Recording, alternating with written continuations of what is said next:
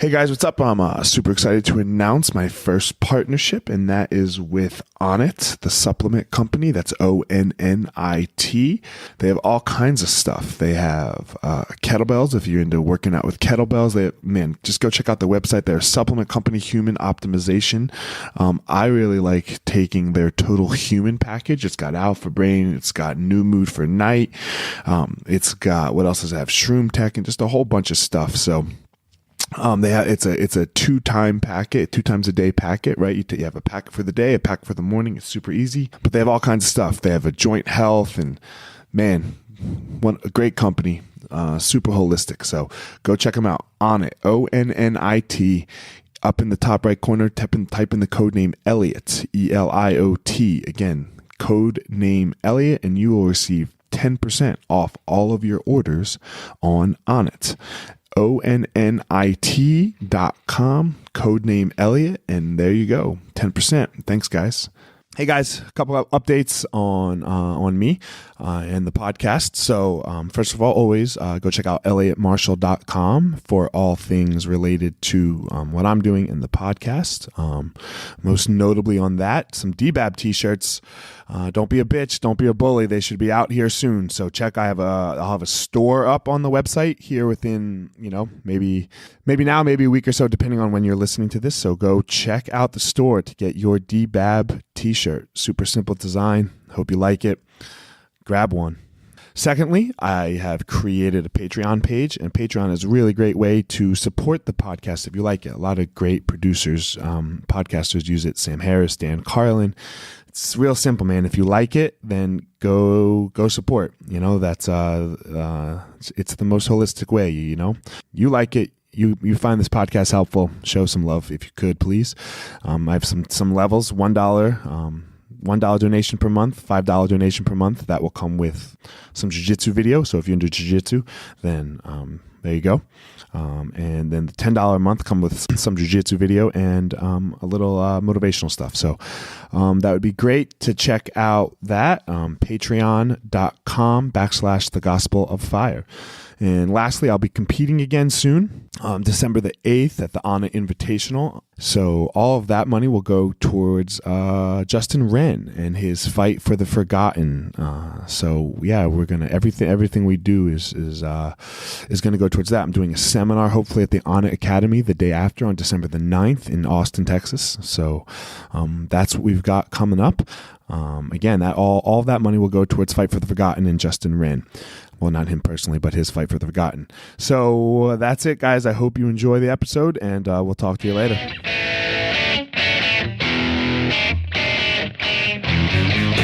Hey guys, this is Eliot Marshall, former UFC fighter, and this is the Gospel of Fire, where we're going to go through the fire to learn the best way to live our life.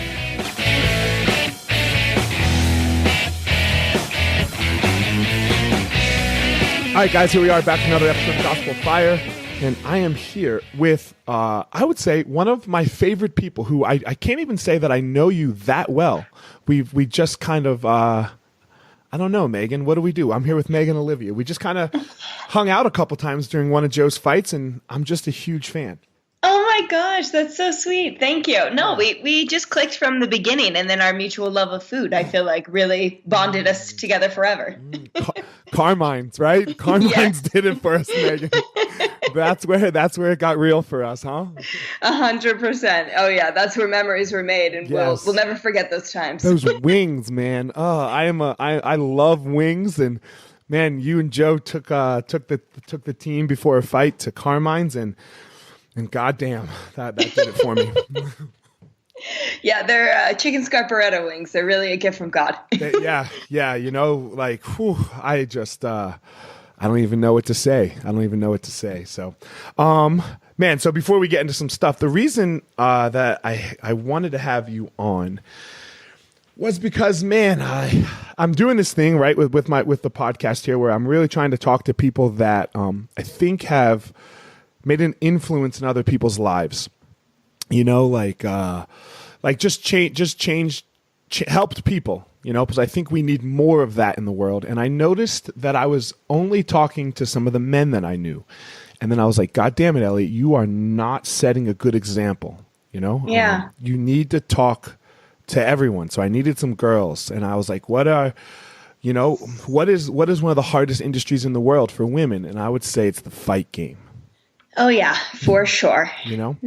And you have worked your way up and, like, I would say earned the respect of everyone in the game. And that definitely couldn't have been easy. So we'll get into that in a little bit. That's why I had you on. But let's talk about some current events first. Sure. Joe's fight got canceled, huh? Yeah, sucks. Like, he slept in an altitude tent for 7 weeks. And we got here, and he weighed in, and he had his first workout.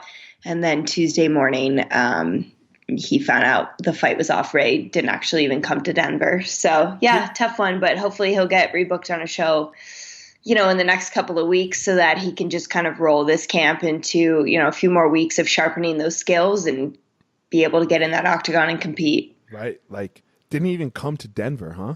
No, we were told he didn't. Yeah. So that was, had we known that the night before, obviously he would have thought it was completely off, but there was still some hope that he was going to fight. And Tuesday morning, it was just called off. So yeah, total bummer. Ray Borg seems to have these problems, doesn't he? Didn't he have some issues in another fight before too? Yeah, a couple of fights he's missed weight, and a couple of fights he's pulled out. So you just hope that whatever those issues are, he's able to get them sort of figured out, because he's a super talented fighter, incredibly athletic in there, really creative, and he's a young guy. So, whatever these things are that are plaguing him, you just hope for his own future that he's able to kind of get them under control, because, I don't think a lot of people realize that when a fight's canceled, it's not just the two fighters who are impacted. Eliot, just as good as anyone, it's the coaches, it's the managers, it's the families. There's so many people that have this trickle down effect from one decision or one thing that happens. So, there's obviously been a lot of people that have been affected by canceled fights or whatever it may be. So, you just hope that he can figure out whatever is plaguing him, and, that way this doesn't have to happen again to his opponent or to himself and the people around him. Yeah, fighting's a tough gig, right? Like, it's one of those things. People just see that, like, that fight in the cage on Saturday night or Friday night, whenever that is, but they don't see what, like, the home life is like for that person. Like, it's a very and like the coaches' lives, and like you mentioned, all of these people that get affected by, what melts down to like one person's 15 minutes. Yep, exactly, exactly. Like, so much hangs in the balance there. And, like, you're eating differently for weeks, and you're buying different groceries, and you're on a different sleep schedule, and you're missing out on family events because you have to train. And, it is more than just that fight. And it's the nonstop preparation and obsessing over this person and this opponent and what they might do and what you need to do. It's just such a deep, complicated world that, it's way more than what people see, from the walk to the octagon to the hand raise at the end. And it doesn't care about you either. Nope. Sure doesn't. It's the worst. It's the worst. It doesn't care about you. I know, like, they're your boss at the UFC, but the UFC doesn't really care about, like, each individual fighter necessarily. Like, they care about the fighters. But, like, they'll move on, and as they should, as they have to do as a business. Like, I'm not trying to knock them or fault them there, right? Like, they have.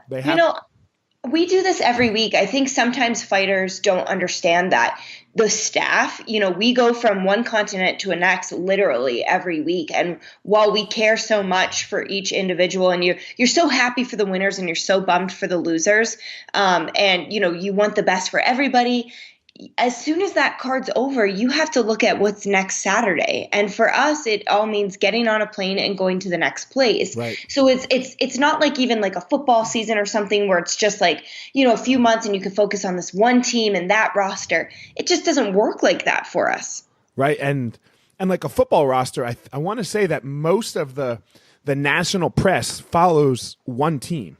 Like you see the same reporter following the Broncos, like, pretty consistently. Yep. I know I grew up in Philly, so there's this guy named Sal Palantonio who always reported on the Eagles. South Pals. Yeah. So like, it's like he got to really like love and know the Eagles, whether he couldn't really like say that, but you just like knew it, Yeah, for sure, for sure. And while, I think everybody on the UFC staff has like special connections with different fighters. It is hard because our roster has 700 fighters on it, and you're trying to do your best for each individual one, but you're not seeing them every week like you would a team. You're seeing them every 3, 4, 5 months, and then it's, for a couple of days, and you're just trying to be the best you can be for them for those days. So yeah, it's really a unique situation that, like you said, like not everyone might understand the full scope of it all. Mm-hmm. I agree. And I have to say for this reason, so this is where I became a Megan Olivia fan, was after Joe's fight with Cejudo. And I liked you, like, during the pre-fight, of all of that. But when I really liked you is when I watched you talk to Cejudo's team after the fight, which Joe had won. It was a very close decision. Yeah. Right. I mean, obviously, I'm just going to say it. We're both biased. Like I was cornering Joe. Yeah. You might want him to win, maybe or not. I don't know. Depending how the camp went, right? Depending how the camp went, you're like, man, maybe I hope this guy kicks his ass. He said that. No. I know. Right? But like, and you and there was like some shit talking in the back and in the cage and with the fans, and it wasn't like the prettiest of situations. And obviously, I don't know if there's anybody that was more team Joe Benavidez than you. Right. So, but you handled Cejudo's team in such a professional manner, and even when you were done, like even off the mic, when the camera wasn't rolling and the mics were turned off, you were still really respectful and really nice and very I don't even know what the word is, because it's not professional. It wasn't like, of course you were professional, but you were like, okay, I understand where you guys are coming from too, even though that was so close to you. That must have been difficult. Oh, thanks for saying that. Yeah, there's definitely challenging moments. I think that fight in Joe's entire career, Joe's never had hostility with anybody. So unfortunately there was some in that fight, and then it trickled into the teams. And then I know some of those fans were, just really disrespectful and outrageous. So that one was challenging for me, but I always just try to remember, I need to treat every single person the way I would want Joseph to be treated if, positions were switched. And, I think that there's a lot of emotions in the heat of those moments. And while I certainly had them as well, I just have to remember that I'm fortunate enough to have a husband I adore and I love and is the most important thing in the world to me, but then a job that I really love, and just making sure that I can balance those feelings. And nobody likes to lose. And so his team was obviously fired up, and I just wanted to make sure that they and anyone, past, present, or future, could never say, well, Joseph or his wife were unprofessional or did something wrong to us, because I will never, my husband, he's the nicest guy in the world, so he'll never say anything or do anything disrespectfully. But for me, I just never want it to be like, to give anybody in the world a reason to think that I have ever slighted them or wronged them or even made them feel uncomfortable. I always hold myself to the highest standard. Yes, I agree with everything you're saying. I just think that that's very hard in the heat of that of a fight. It sure is. Right? Like that guy just tried to hurt your husband, right? Like, like it's not a soccer game. Right. Like, it's not like, okay, that's great. Like we went out and played basketball, and like you guys might be taking a trip to the fucking hospital after this. Yeah. Like, and like he would have done that to Joe if necessary, as Joe would do to him. That's like, it's the agreement we all have, Right. So like the fighters are very okay with it, I think. But sometimes, like, I know from my wife, and you tell me how it was for you, how it is for you still, like, she didn't get to go fight. So it's like, she didn't have that dump, like when you're like, okay, and like to get it out where, like, Jesus Christ, he's right in front of you 2 minutes later or 3 minutes later. And you're like, motherfucker, I was hoping you maybe were laying, and to like, that's not easy. No, it's not easy. You know what's funny is I can actually, your wife I think has a very similar feeling to how the majority of spouses are backstage. Right. Because like you said, there's no way to get out that pent up aggression you have because you've been thinking about this person for so long and they're trying to take away everything your most beloved partner has worked for. Right. And so, yeah, it is really hard for me. I think just because I've been around fighting for so long and I've been in that backstage position for so long that I just care about seeing Joe. I don't care about anything else. Like it doesn't bother me to see his opponent. It's just like, oh, okay, this is what we have to do. But I would say the majority of people backstage, I do a lot of talking to the spouses or calming down and comforting if it comes to that because I'm one of the few around the organization that can actually relate to how they feel on all sides, right? On a lot of sides. Exactly. And so while there will be employees that feel bad their spouse lost or feel happy for them that they won but they maybe got hurt, I actually know what that feeling is like. So I'm not going to try and tell them like, oh, everything will be okay. I'm just going to be there to listen and be a shoulder for them to lean on. For me, that's really been something that I take a lot of pride in because those are really lonely moments backstage. Win, lose, or draw, those can be really lonely. Your spouse is going to get their face stitched up and you have no idea if it's a superficial cut or how bad it is, or whatever that is. And that's scary. And so I always try to just, be that voice of confidence backstage for those people who are in the position like your wife was, where you're like, God, I hate that person. And did you see them try to do that? And that was shady and whatever, I totally get it. Yeah, it's I liked what you said. Like you just try to be there for them. So I think so many times in these intense situations that we are with and other people, like we think that there's something to say, and there's really not much to say, right? The only thing you need is another person that's just sitting there with you. Yes, exactly. Because a lot of times people will be like, especially after a loss, like, oh, a couple of wins and they'll be right back. That does not help in that moment. Like, I don't want to hear that. Or like, oh, but he did good. Nobody wants to hear that. No. They believe that their loved one won, no matter what the fight looks like. Yep. So hearing that makes the situation worse. So I'm never like, oh, well, take pride in the fact he got in there. No. Because you are proud of that. I'm not gonna reiterate something that's the most basic knowledge for you. I'm just gonna say, hey, I get it. It fucking sucks, but I'm here for you. But the thing is the win kind of, it's not like the win is that much better necessarily, right? Exactly. Like it's you're still like, fuck, okay. Like you still have all that shit going on, like the adrenaline and the hormones and the nerves and like that. It doesn't just fade, so it's not just okay. And I think it's something that we need to do more of, right? Like rather than say something to people and not just in fighting, right? Like, I mean, like who really cares about fights? In like the big picture of things, like when people are having a tough time, just shut the fuck up and sit there with them. Yep. Just be there. You don't need to have advice in every situation because you're not going to say the right thing. Just be there. Just be there for people, that's and that's tough for people because we, like, what do I say? Nothing is the answer generally, nothing. So, let's get into a little bit like how you got here, Megan. Like how are you like almost like the face, definitely the face of like the backstage of the UFC. You got on Miss Universe, right? Or was it Miss? Yeah, like you were a judge there. Like, come on, girl. Like you worked your way up in the fight game to get there. Where did it start? What made that happen? It's so crazy. My brother is 10 years older than me, and he was a super talented wrestler. I'm from an area in Pennsylvania, the Lehigh Valley, that just sort of is like a wrestling mecca. Like wrestling is bigger than any other sport there. And so, I was born in New Jersey, and my family was all in Jersey, and then we moved right across the border to Pennsylvania.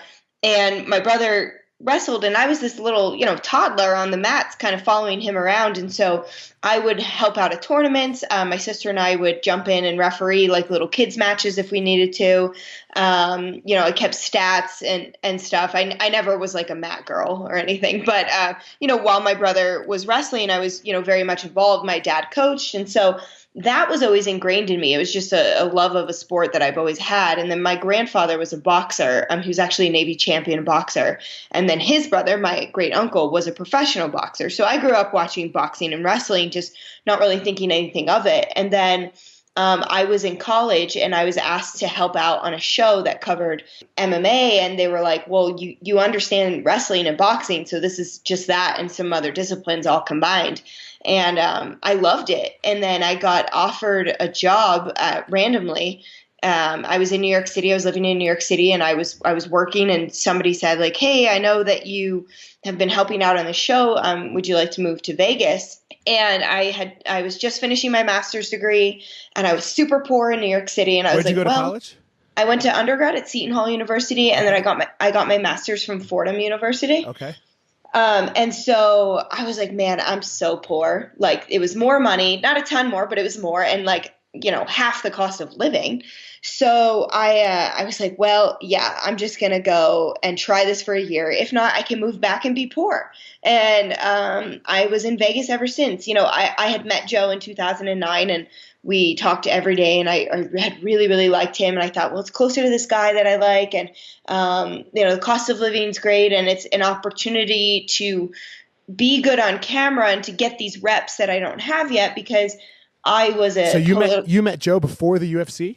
I met Joe before the UFC. I met Joseph the month after I graduated college. So before I even started graduate school, Joe and I were friends. We were communicating. I had met him in Vegas when my friends and I were going to celebrate graduating college, and he was there. Okay.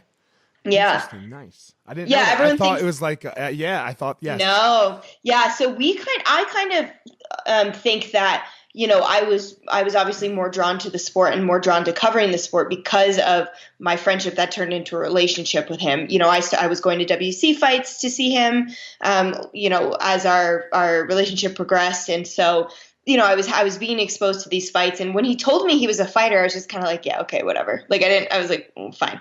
I didn't really know what that meant.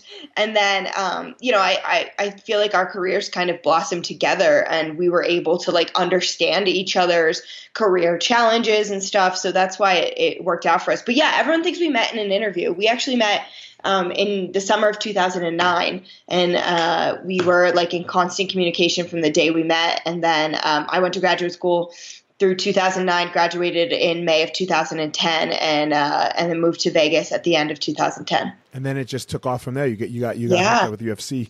What has that been like for a female? Like to be such a stable, whatever that word is, sorry, in a very male-dominated, high testosterone-driven thing? It's always been really easy for me.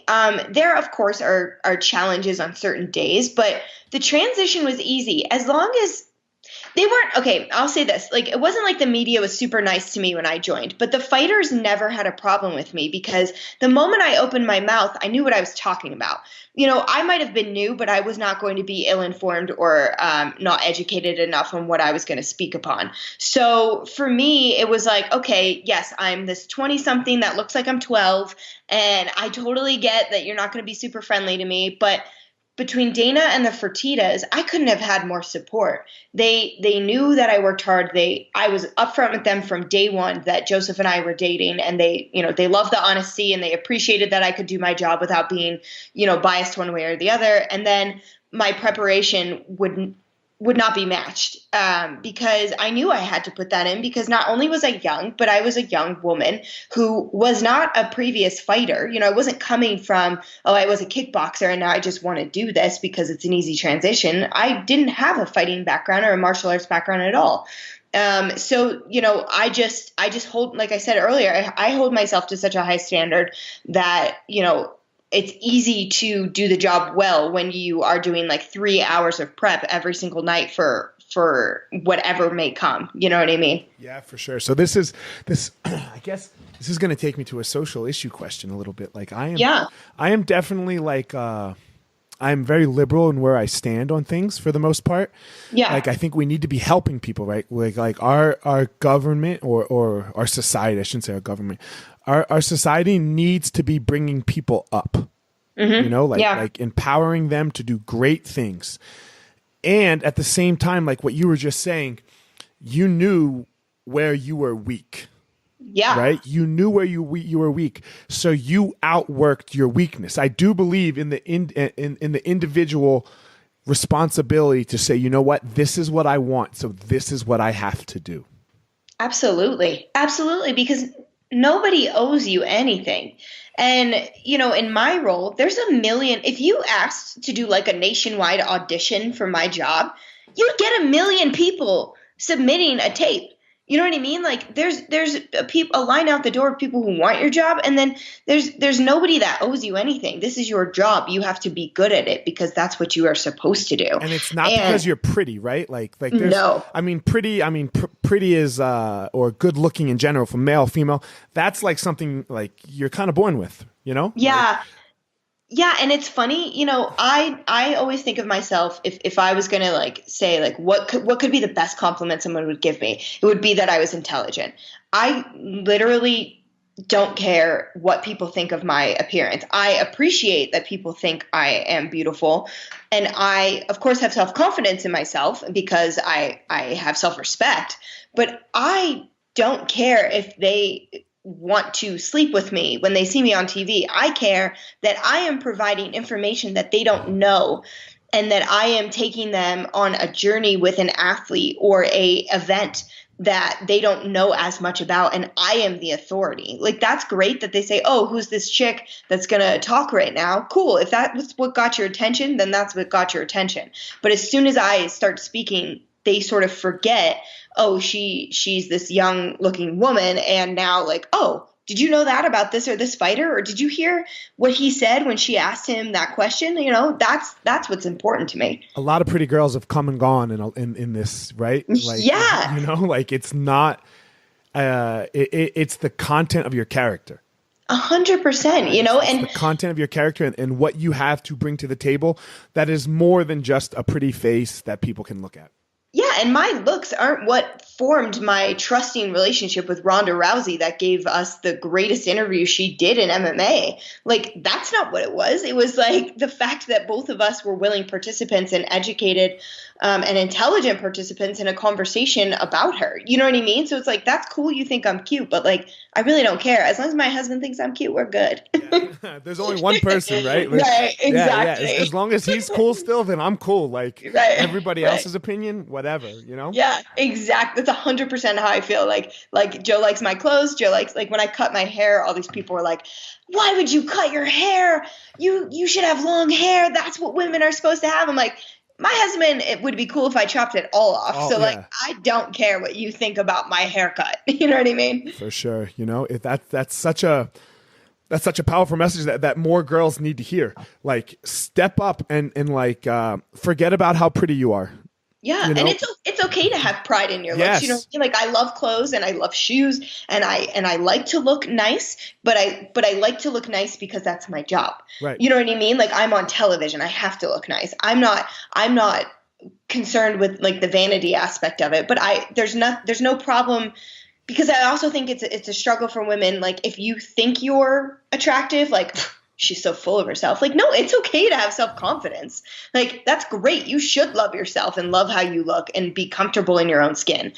But how other people look at you in that skin is what shouldn't matter. And I think having a loving relationship around you, you know, with your family and especially your spouse, like that is so important to your own self-confidence and self-respect. Man, it's so hard too, especially like raising children with that, right? Like it's such a dichotomy because like with my boys, I tell them every day, I ask them all the time, who's the man? And because I want them to tell me that they are, right? Yeah. Like to build that self-confidence, you know, like yes. Who's the man? I am daddy. Who else? My brother, you know, like you guys, yes, it's the two of you. And now your job is to go make everybody else feel the same way. Right. Like, yes. You know, like not in a, okay, I'm beautiful or I'm the man or I'm the best, not in a putting down kind of a way, in a, hey, look, you too, come on, let's go. Yep. Come on, let's get on this train. Yep. 100%. And sometimes that starts with something as simple as like a smile or a hello.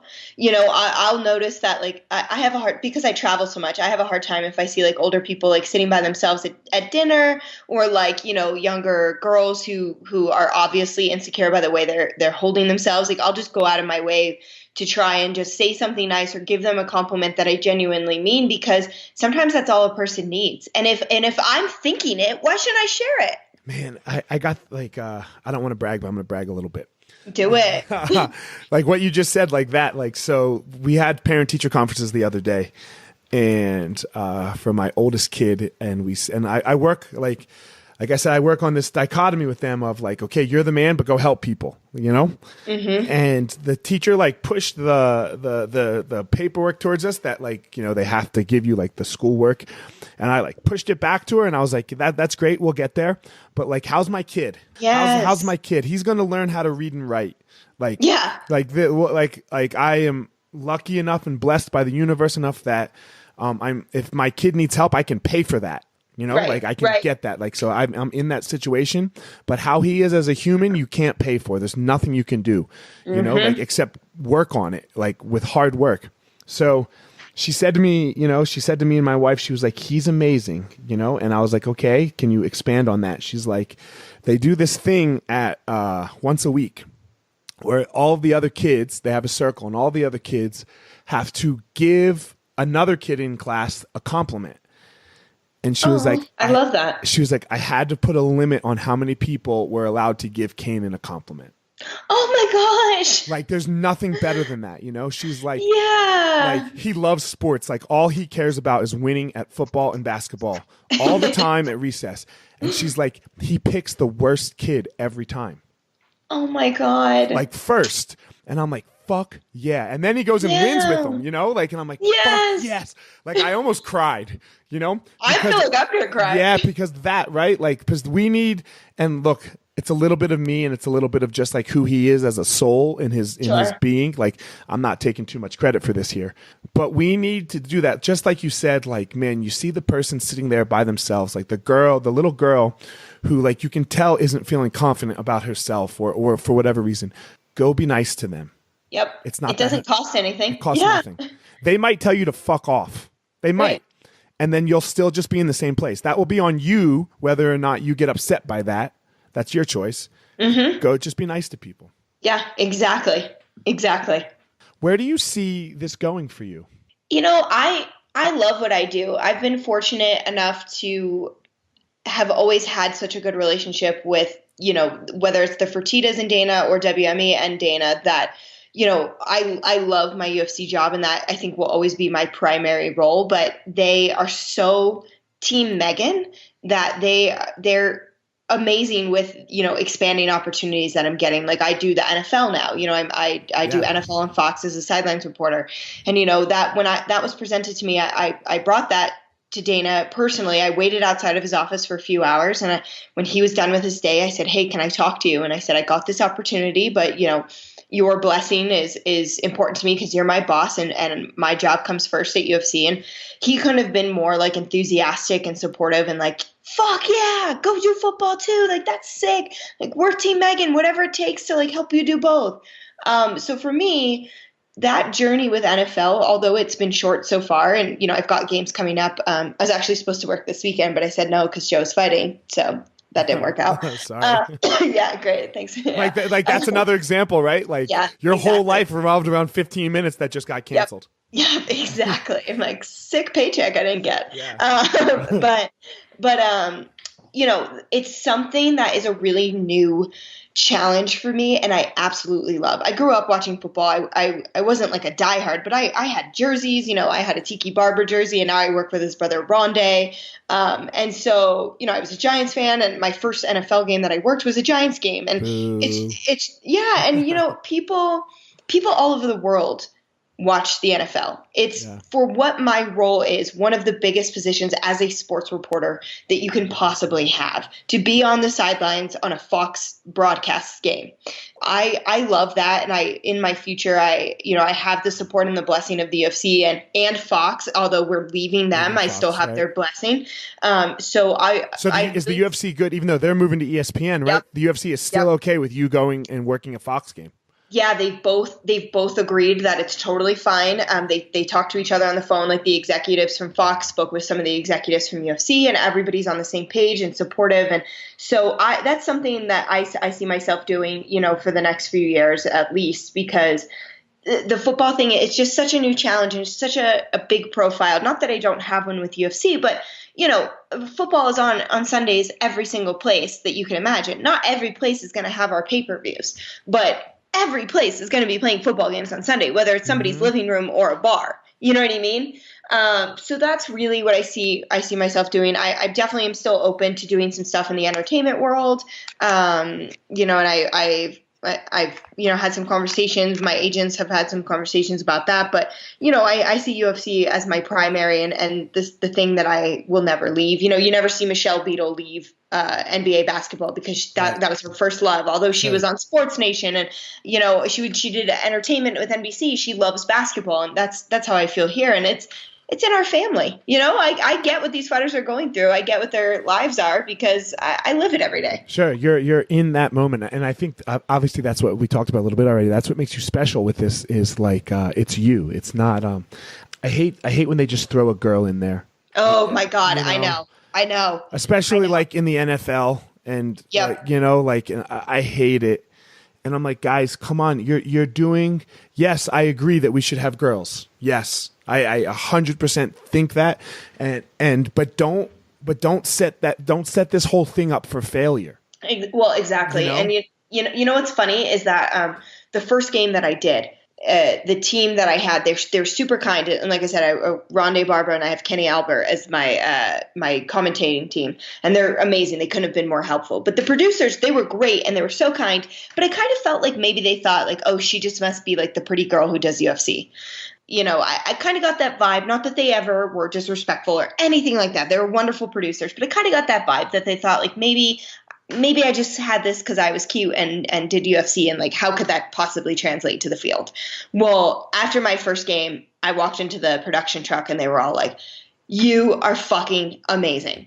And it was because I prepared weeks and weeks and weeks and weeks and I watch every single game and I have notebooks full of notes on just one team.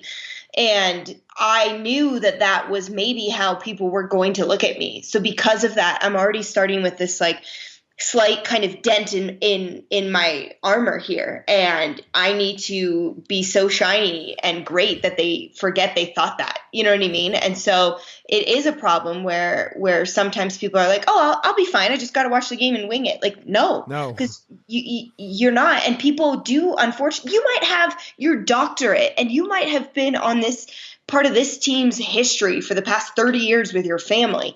But if you're on camera and you look really pretty, they're not going to think that at first. They're going to be like, first thing they think. The first thing they think is they just threw a pretty girl out there. Yeah. Oh, who's she sleep with? Yes. Yeah, exactly. And this brings like another like big like topic word like that people really hate because they don't want to hear that they are is privileged. Yep. Because that's what privilege is when they don't think that about you. You are starting from a deficit, right? Like exactly. When you go on the air, when you go on Fox for a football game, they're like, there's a pretty girl. Let me tell you, when John Smith goes on Fox, they don't think that about him. Exactly. That does not happen to him.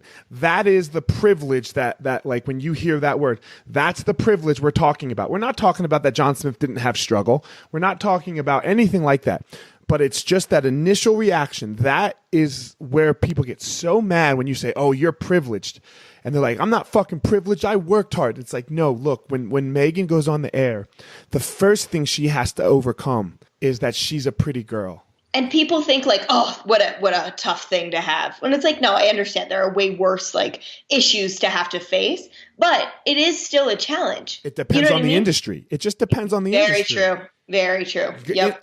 In the commentating of professional male testosterone filled sports industry, that is not a privilege. Yeah, exactly. Yeah. In the, okay, I want to be a beauty queen. Okay, that might be a privilege now. Right. So like the privilege can change depending on what it is, but understand where that this isn't like, it doesn't mean it was easy for anybody else. Nobody's saying that, but let's just call a spade. Like it's it's a privilege 100%. To not have to overcome there's a pretty face. That's why she's out there. Right, exactly. Those challenges are like, oh, she's a woman. She must only have this job because she must have slept with somebody. Like, nah, I definitely heard that. Yeah, I slept with my husband, and he had nothing to do with it. Right. And he doesn't know a single person at the NFL, so great job. So great job. Thanks, Joe. Yeah. Exactly. What about so with the whole Conor and Khabib thing, I want to hear your stance on this. So the UFC is taking some flack a little bit, and I think deservedly so, in my opinion, on how they promote fights. Is it okay for was it bound to happen that situation with the Conor going after Khabib's country and religion and family, things that to a Dagestan are just as close can get, and where we just where's that responsibility lie? Yeah, it's tricky because I even asked Conor about this. I did a really long sit-down interview with him before his fight, and we had to cover a ton of topics because it was the only interview he was doing. So we had to cover things that the UFC would use on the pay-per-view and commercials and in-house, and then, of course, for my interview. And I said, I said to him, because, I watch everybody's fights back before I interview them, and I was like, you and everybody have this crazy war of words. And then at the end of your fights, you guys kind of hug it out. And then the thing that really prompted it in my head was Conor had just been on TMZ and they had asked him about Jose Aldo. And then a couple of days later, they found him and they asked him about Dustin Poirier and Nate Diaz. And so all three of them are previous opponents. He's got wins over all three of them, and they all had crazy war of words. And he had such nice things to say about him. And I know Conor in a different capacity than most people. And I know that that's sort of how he is. And so I said, are you and Khabib going to be like this? And, I think he thought that they would. I mean, later in the week, he sort of changed his stance in front of cameras and said, it will never be over. But I think he genuinely, as a human being, like when everything was put away, thought okay, we're just selling the fight, and this is how it's been with all of my other opponents, and it's going to be just like it is with them now. I respect them and all that kind of stuff. I just think his knowledge maybe of the tenderness of those topics and the severity of them with somebody with Khabib's background was the difference maker. What about the fact that he lost? Had Aldo crushed him, Khabib crushed him, Aldo couldn't really say much. Yeah, right? And that's a great point. I mean, I guess Nate is the only one you can hold to that. But then the Nate one was a quick fight, right? They just had those two little build up things, and then that was it. In the second fight, Conor won again, right? Yeah. So, and Nate, I mean, they're the Diaz brothers, they're very famous and all that, but they don't have a following like a country. Yeah. It was definitely, I was obviously scared for my friends who were involved in the bus incident, and right. I was scared for my friends who were Octagon side, and I had friends that got hurt in both of those, who worked for the organization. So right. For me, it wasn't like a lot of people came out on Twitter and they're like, oh, you didn't say anything about the bus incident. And I was like, yeah, I said I didn't like it, but what else am I supposed to say? I can't give him a punishment. You know what I mean? I can't give Khabib or his team a punishment. Neither of them were okay. I think both of those men are actually such good people that for me, it also hurt my heart to know what the world saw and what they now think of them when I know both of them in such a different capacity as well. Like that was a huge disappointment for me. And then it was like, okay, well then does the rest of the world think that about all the people on the roster? You know what I mean? So there were all these other things that came from it. But I definitely, you know, felt scared and sad and then just really like fucking bummed, you know, like that just bummed that that's what happened. And that's, you know, these are the things the world is seeing from our sport. So is that the company's job to switch a little bit, I guess, is my question. Oh, I have no idea. Yeah. You know, because it's you know, unfortunately, they've made billions, right? Like talk to the Fertittas. They just made $4 billion, right? Like, right. You know, like, so switch, switch. And now WME has to make up $4 billion, right? So after they make up their $4 billion, that's just even. Right. Exactly. Like, that's just even. Like, you know, making $1 million on $4 billion sucks. They can't, like, if they only make $1 million, like, that's shit. That was a terrible investment on their part. Yeah, that's your interest payment. Yeah, exactly. You know? Yeah. Like a month interest payment. Yeah, exactly. Yeah, I don't really know. And, you know, it's because I see things differently, you know, because I'm an employee, like nobody in our company, our executives included, wanted anyone to get hurt or anything like that, you know? So I don't know. I'm probably the wrong person to ask that. Gotcha. Or to answer it. I don't mean to put you in a tough situation. No, you're good. It's just very interesting where this all leads, you know? Yeah. And how this goes. When I was watching the fight, I guess somehow I was a little behind. And my friend texted me and he was like, "Oh my God, bro, I can't believe this is happening." And I was watching Conor get choked out and I was like, "Bro, I told you if it gets out of the first round, he's getting fucked up." Like, you know, like, what do you mean you can't believe this is happening? You know? And he was like, "Dude, this is crazy." And I'm like, "What is crazy, man? What are you talking about? This is just a basic rear naked fucking choke." Like, it's like, what? And I was like, oh shit. Right? Like, okay, this is craziness. Yeah. So, and it was. I'm sure. Yeah, it was chaotic. So, what's next, Megan? What do you have on the horizon? Some football, you know, are you going to Buenos Aires next week? I will be hosting the desk for that. So I'll be in Los Angeles for that coverage. Are you going to that one? I'm going to that one. Neil fights on that one. Neil's the main event. Yeah. Excellent. Yes, I wasn't sure if you were going to go. That'll be amazing. Yeah, so I'll be hosting all the coverage for Fox for that from their LA studios. Okay. And then the following weekend I have football. And then the next 3 weekends in a row I have UFCs. The Tough finale, the pay-per-view in Toronto, and then the last Fox card in Milwaukee. And then we just got pulled. Never mind. Oh, bummer. And then I should have some more football in December, and then we'll just go from there. And the ESPN deal starts in 2019, so I'll just be pivoting and changing mic flags for my UFC coverage, and will be part of that ESPN team. So yeah, it's a lot. There's a lot going on, and now with Joe being rebooked, hopefully he can get rebooked as soon as possible. And you know, the most important thing for me is to be a supportive wife that helps him through this journey of fight camp and fight week and actual fight night. So whenever that happens, you know, that's always my first priority. I have never met a wife like you before, like who, like I couldn't believe it. Like, you prepared everything for us. You know, not just Joe. Like, I was like, damn, man, this girl, she's fucking serious here. Like you had breakfast for us. I think it's, I mean, look, it's so small. Like, it's so small and doesn't matter. And I don't want to make anybody else feel bad, but goddamn, like, when your fighter is cutting weight on the coach's side, you're cutting weight too. You're not eating either, right? So you haven't eaten all day either. And then, like, you're in this chaotic mess of, like, getting them there. Like, it's chaos weigh-ins. And when we showed up to the weigh-ins, Megan, you had food for all of us. I was oh shit.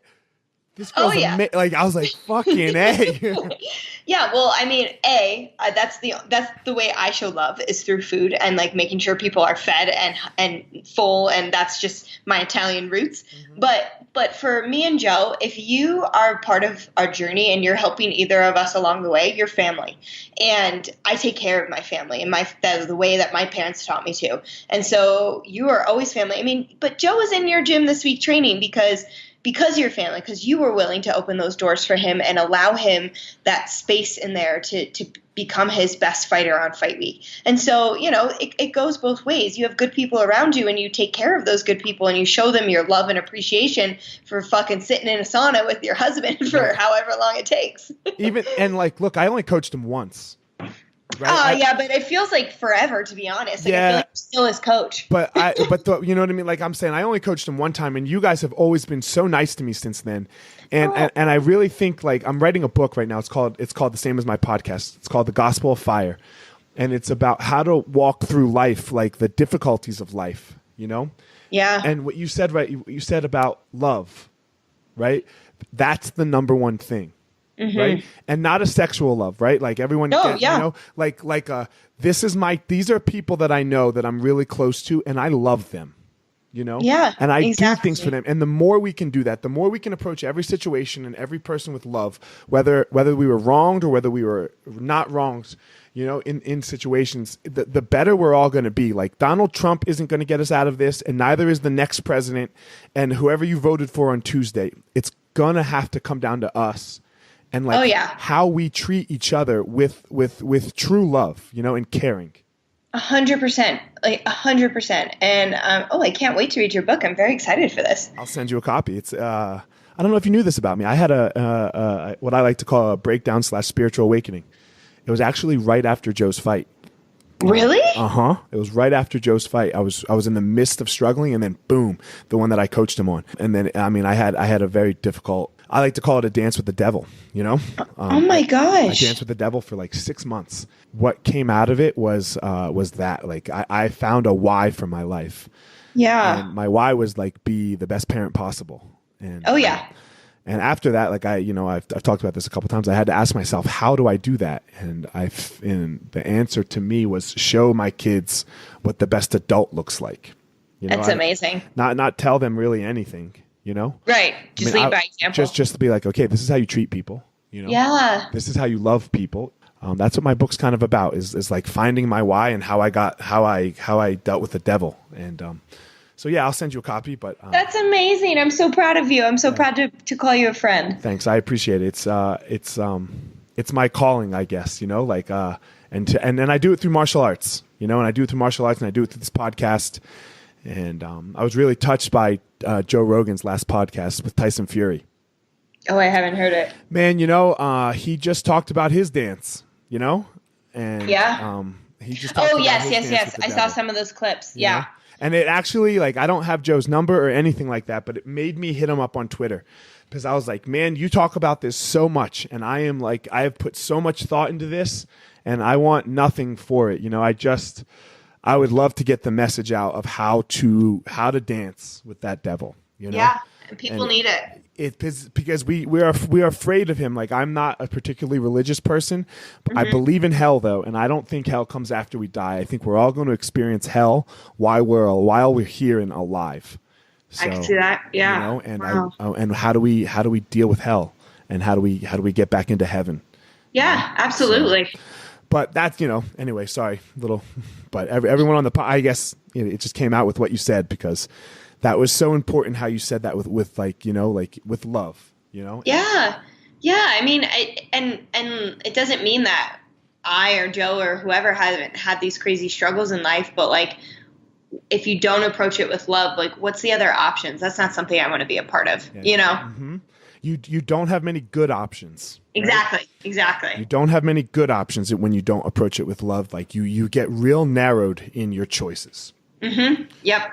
So Megan, not that anybody needs to, I think everyone knows, but tell everyone where they can find you on social media and things like that. It's just my name, @Megan Olivi, on Instagram and Twitter. I don't have Snapchat anymore because it kept getting hacked and I was over it. But yeah, I use Instagram a lot. Actually, my Instagram story, I kind of keep people posted on my daily life and then just whatever thoughts I want to share. I've started to enjoy that more than Twitter, because I just like putting my thoughts out there without 70,000 mean people coming back at you. So. Yeah, Twitter gets so negative, I feel like. Yeah, and so does Facebook. Yeah, and Instagram just seems so much more positive to me. Yeah, and you can control it, like on my story, like nobody's writing back to me about it, or if they do, I don't see their messages because I don't follow them. So it's just like, this is like what I can control, and I choose to be positive every day that I wake up, and sometimes like with the Twitter or whatever other social media, I'm like, I can't do this. Like, this is making me a negative person, and that's not who I am. It makes you argue with people, right? It makes it's the worst. And it makes you want to be right. And like, I think that's one of our biggest problems is like, we all have to be right all the time. Like, this is the right way. And it's like, man, that's real subjective. Yeah, exactly. And when most of those people that are actually taking the time out to say something nasty, no matter what you say, they're not going to be like, you're right, And I don't want to contribute to them being nastier. Exactly. Like, where they are in their life, like, fuck, man. Like, I don't know how they got there. I would much rather like do something to help bring them out of that nastiness than to like feed the fuel of, well, fuck you too. Right, exactly. Whenever I say, well, fuck you too, I know that's like an indicator of a mistake that I made somewhere. Yeah, for sure. No, and it's just better to like not even participate in my opinion for myself. Yeah. It's just like if I could just stay away, because I like to live with rose-colored glasses anyway. So like if I don't know people are talking shit on me, the better. I totally understand. Hell yeah, girl. Well, thanks for coming on, man. I love you and Joe. You guys are the best. We love you. Like, you're one of my you're my favorite couple, I think, in the whole world almost. Oh my gosh, thank you. I'm super fans of you guys. Thanks for coming on, and I appreciate it. Yeah, we appreciate you, and we might see you at your training center soon. Sounds good. Yeah, I think later today. I'm on my way down there today. Okay, perfect. So, see you in a couple hours. Sounds good, Megan. All right, love you. Love you. Bye. Yep. All right, guys, thanks for listening to this episode of The Gospel of Fire. Check me out on my website, EliotMarshall.com, where you can stay up to date on everything that is Gospel of Fire, Eliot Marshall related, get DBAB t-shirts and whatnot. Also, my Patreon page, if you're liking the podcast and would like to support it, patreon.com/The Gospel of Fire. I'd much appreciate it. And my social media, as always, at FireMarshall205 on Instagram and Twitter, Eliot Marshall on Facebook, and Eliot Fire Marshall for a Facebook fan page. I appreciate everything. And remember, guys, the impediment of action advances action. What stands in the way becomes the way. Let's do hard shit.